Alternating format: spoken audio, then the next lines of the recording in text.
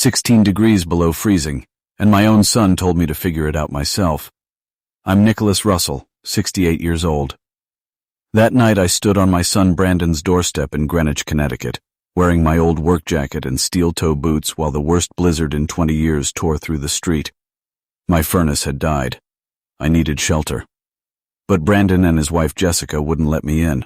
I'd embarrass them in front of their dinner guests. "You're going to have to figure this out yourself, Dad, like you always do." The door shut.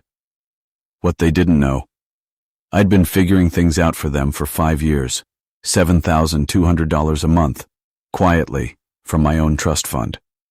By morning, they'd start learning what it felt like to figure things out without it. 5 years earlier, Brandon married Jessica, ambitious, image-obsessed, convinced their starter home and Brandon's modest salary weren't enough. So they bought a $785,000 colonial. The math didn't work on Brandon's $68,000 salary, but somehow, every month on the 15th, exactly $7,200 landed in their account. Brandon told Jessica it came from investments his father set up, vague enough that she never asked. I watched them transform: new furniture, a Mercedes, a country club membership, Jessica launching her own interior design business, chasing Greenwich's wealthiest families. And somewhere in all that, I became the thing they hid. I wasn't invited to dinner parties. "Dad keeps different hours," Brandon would explain. The truth, I'd worn the same Carhartt jackets and work boots for 40 years, the clothes I wore building my software company from a garage in 1985, and the same clothes I wore the day I sold it for $3.8 million. To Jessica, I just looked like the help. At Thanksgiving, she introduced me to her parents as Brandon's father, who does handyman work around town. I said nothing. I wanted to see how far they'd go. Then came the blizzard. My heat failed at 40 below wind chill. I walked 6 blocks through knee-deep snow to Brandon's house rather than a hotel because I needed to know, was I family or just a deposit? Through the window I heard Jessica bragging to guests about a new client. I knocked, panic in her voice. "He can't come in dressed like that. What will they think?" Brandon cracked the door, embarrassed, and told me to try a hotel.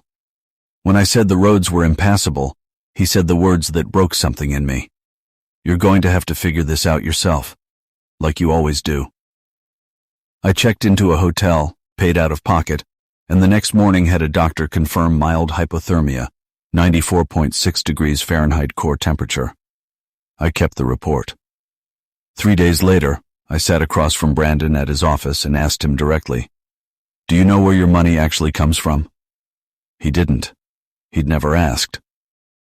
That afternoon I visited my lawyer, William Thompson, and pulled the trust paperwork, a $4.1 million trust I'd set up after selling my company, funding Brandon's $7,200 monthly investment income. I had full control as trustee. I asked him to prepare, but not yet execute, the paperwork to end it. Sunday night, everything came apart. Jessica invited me to a dinner meant to impress her biggest potential clients, Charles and Patricia Weatherby, introducing me, in front of them, as Brandon's father, who does handyman work. What she didn't know, Charles had been one of my software company's earliest clients. We'd worked together for 15 years. When Patricia asked what kind of business I used to run, I answered before Jessica could spin it. Software development. I founded Meridian Software Corporation in 1985. Charles went white. He recognized the name instantly. His own company had run on my systems for 30 years. "You're that Nick Russell? The founder sold for millions, and you told us he does handyman work?" The room turned. I laid out 5 years of bank records, $378,000 in transfers, the real source of the house, the Mercedes, Jessica's business. Brandon stared at the documents like they were written in a foreign language. "You never asked," I told him. "In 5 years, neither of you ever asked where the money came from. You just accepted it as your due." Jessica, cornered, didn't apologize. She called it manipulation, accused me of ambushing them, of using money to control them, of embarrassing her in front of clients. Every word confirmed exactly what I already knew. Charles and Patricia stood up, disgusted, and walked out, canceling Jessica's biggest contract on the spot. Before I left, I pulled out one more document, a pre-signed trust modification. The distributions stop tomorrow. You have 30 days to adjust, Brandon begged. Jessica demanded to know what would happen to their life. I gave her the same answer I'd been given days earlier. Figure it out yourselves, like you always do. The consequences came fast. I executed the trust change Monday morning. By Tuesday, Charles Weatherby called, not to complain, but to offer me real consulting work at real rates. By Wednesday, the country club board called to say they fully supported me as a founding member, quietly correcting the rumors Brandon and Jessica had spread. By Thursday, Brandon called, panicked about the mortgage. By Friday, Jessica called demanding I be reasonable.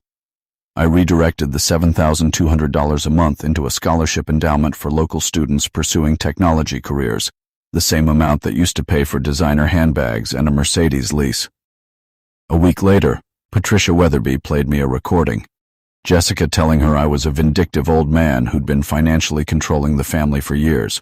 In her retelling, she was the victim.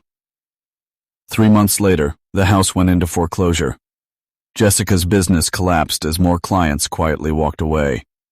Brandon kept his job but lost everything that came with my money. No more country club, no more Mercedes, no more image.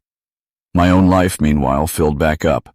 Consulting projects across Connecticut, a growing scholarship fund, and thank you letters from students whose tuition I was now covering. In May, Brandon called to tell me he and Jessica were divorcing. I was ashamed of the wrong person, he told me. You built something real. We just consumed it while judging you for how you looked doing it. He'd moved into a small apartment he could actually afford and bought his first pair of real work clothes. We started having lunch, no money talk, no apologies about appearances, just two people talking like equals for the first time in years. 6 months later, he stood beside me at a scholarship ceremony, watching 12 students receive awards funded by money that used to pay for a kitchen renovation to impress people who never really mattered. Do you think you'll ever trust me with family money again? He asked as we walked home.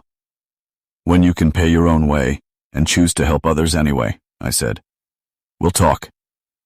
It was a fair answer, and for the first time in years, he agreed.